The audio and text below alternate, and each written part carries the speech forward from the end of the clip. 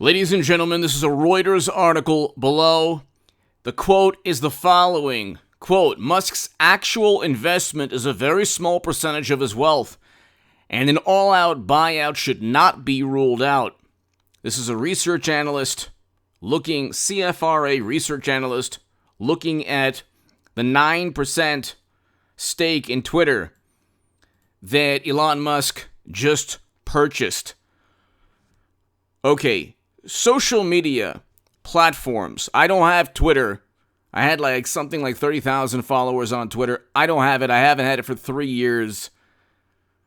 I don't have Facebook. I haven't had Facebook for years. These are digital nightmares. These are dystopian cyber nightmares. It's like Tron. Remember the 80s movie Tron? You get stuck in this cyber reality, like a video game. And it's just like Tron. Except it's not this town square, this public forum. If you're the New York Post and you break a story on Hunter and obvious schemes that are almost certainly illegal, you will be suspended. If, for example, there's a Steele dossier purchased by Trump's direct political rival, you will definitely not be suspended and you'll be trending. Anything negative to Trump or Republicans is trending on Twitter. Anything detrimental to the Democratic Party is obtained, of course, by the Kremlin and must be against the rules and guidelines and protocols and algorithms within Twitter and Facebook and other social media companies. The Democratic Party has successfully pressured. They talk about Trump pressuring his allies or adversaries or using such pressure. Democratic senators, I believe Amy Klobuchar and others, continually pressure social media companies. And they write these letters. And they talk, Elizabeth Warren, there's a whole bunch of Democrats. And they do so for the most bizarre reasons also, but it always leads to whatever information is good for the Democratic Party is amplified on social media. Whatever information is negative or detrimental to the Democratic Party is suppressed, silenced, discourse and debate are suppressed.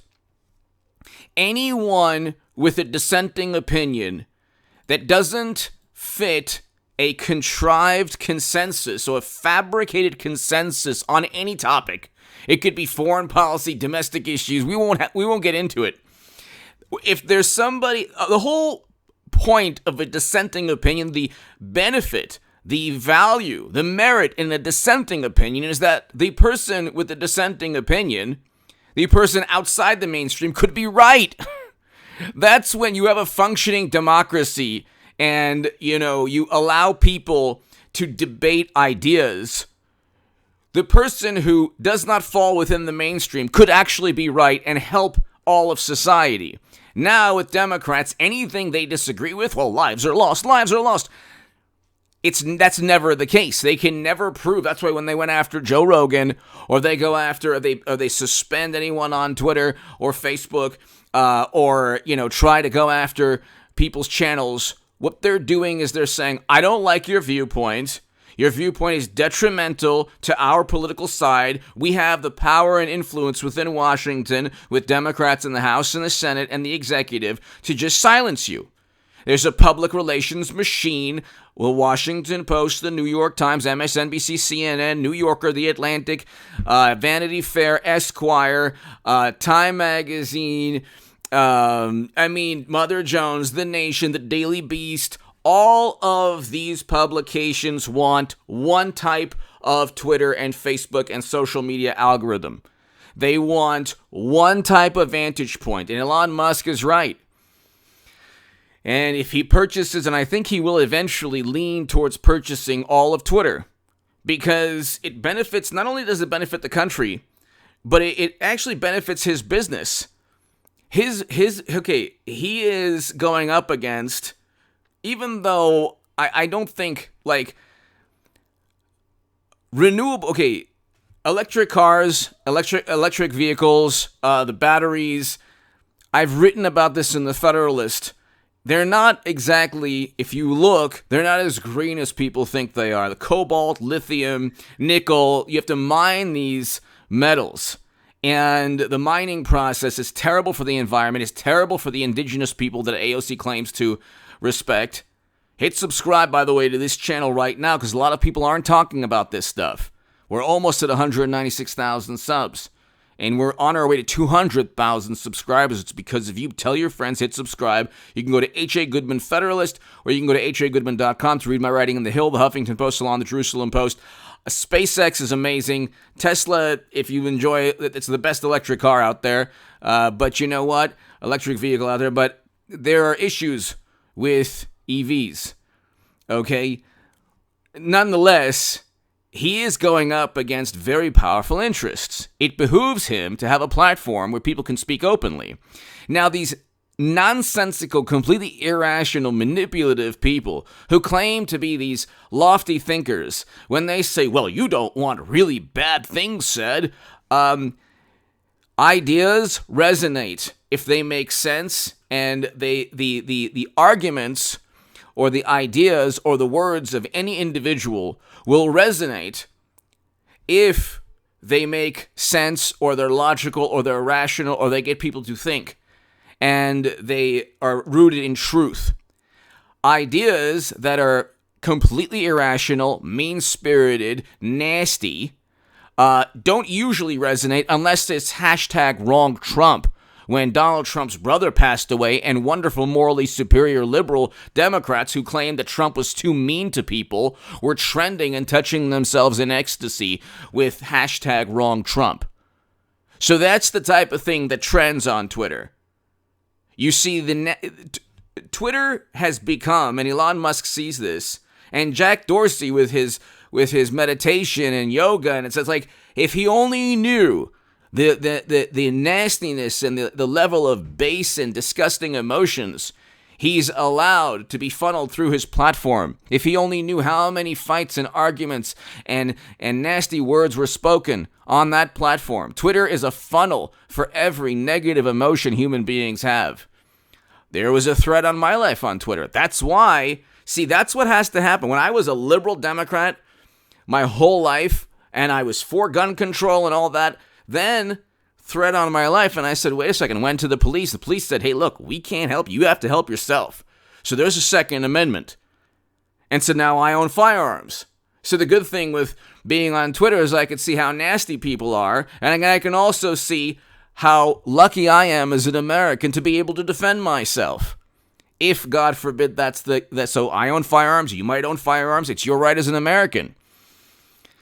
You can't rely on the police because Lord knows crime is up and they're stretched beyond belief. But anyway, I mean, you have to call eventually, but God forbid, in the meantime, you have the resources to protect yourself. Well, how did I get to that situation where I understood Second Amendment advocates and I own firearms? Well, it's because of Twitter, the nastiness that goes on, the people who hide behind fake profiles.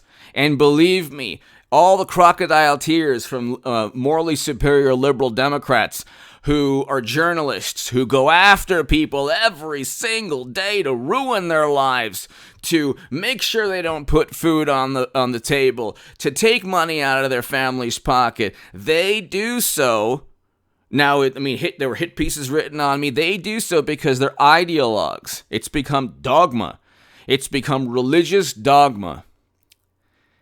People all go on Twitter, and if the blue check marks find anything reprehensible or blasphemous, or they find anyone to be a heretic, they will disparage the person, write hit pieces, go through the Washington Post, the New York Times, Daily Beast, all of these things.